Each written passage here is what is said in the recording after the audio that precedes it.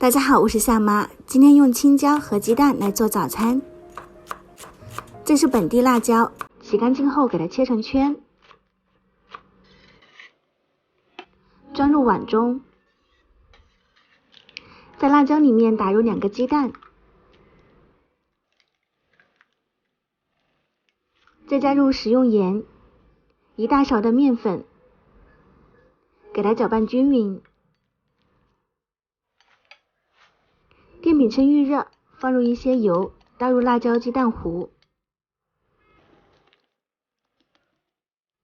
给它稍微摊平，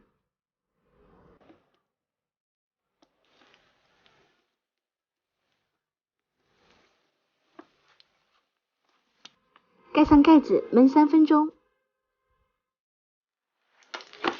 翻面后再烙2分钟就可以了。这样做是不是比炒着还要好吃？特别的香。